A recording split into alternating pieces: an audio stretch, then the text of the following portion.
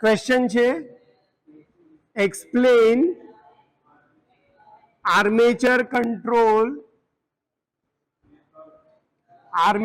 Control method for speed control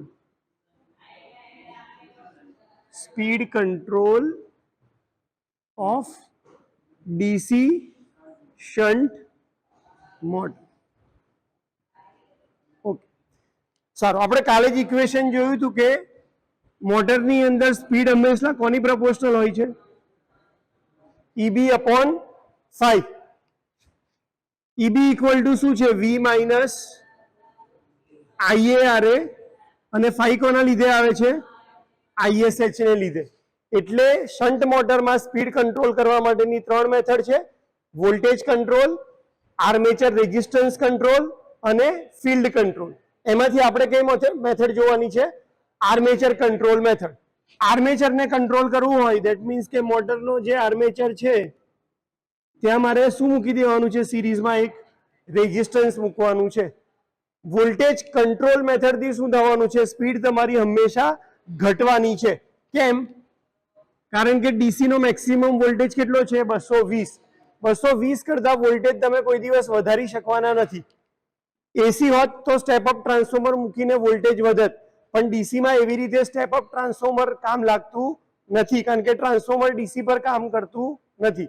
તો જે voltage આવે છે એને તમે ઘટાડી શકો, એને વધારી શકવાના નથી. ધેટ મીન્સ કે આ વી ક્વોન્ટિટી જો ઘટે તો તમારી સ્પીડ બી કેવી થવાની છે? ઘટવાની છે.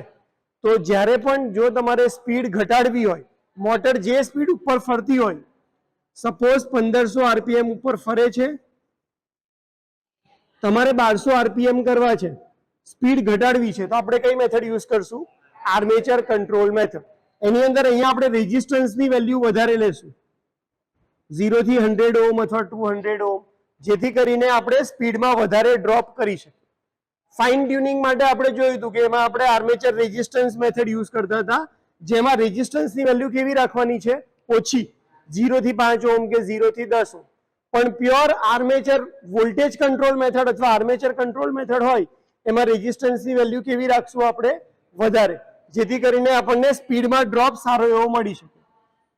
એટલે આપણે આ ફોર્મ્યુલા લખવાની છે, એના માટે વાક્ય લખવાનું છે કે ભાઈ વોલ્ટેજમાં ઘટાડો કરવાથી આપણને સ્પીડમાં ઘટાડો જોવા મળે છે. એ આર્મેચર કંટ્રોલ મેથડનો ફાયદો છે. કેમ આર્મેચર કંટ્રોલ મેથડ યુઝ કરીએ છીએ? તો કે એની સિરીઝમાં રેઝિસ્ટન્સ મૂકી દઈએ તો મોટરને જે વોલ્ટેજ મળે છે એ કેવો થઈ જાય? ઓછો થઈ જાય. મોટરને મળતો વોલ્ટેજ ઘટશે તો એની સ્પીડમાં પણ શું થશે? ઘટાડો થશે. તો આવી રીતે સ્પીડ ઘટાડવા માટે આપણે શેનો યુઝ કરશું? આર્મેચર કંટ્રોલ મેથડનો યુઝ કરશું. અને આપણને વસ્તુ ખ્યાલ આવે છે એ સમજાવવા માટે આપણે શું ડ્રો કરવું પડશે? ડાયાગ્રામ ડ્રો કરવાનો થશે. અહીંયા આવી જશે તમારું ફિલ્ડ વાઇન્ડિંગ. એટલે આર્મેચર કંટ્રોલ મેથડમાં તમારે પહેલી વસ્તુ લખવાની છે કે એ હંમેશા સ્પીડ ઘટાડવા માટે યુઝ થાય છે.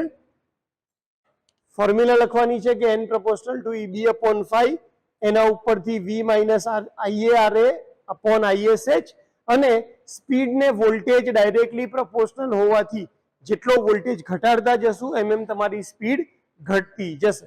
નીચે ડાયાગ્રામ ડ્રો કરી અને એક એક્ઝામ્પલ લખી દેવાનું. બસ આટલું સમજાવશો એટલે તમારો આર્મેચર કંટ્રોલ મેથડ આવી ગઈ.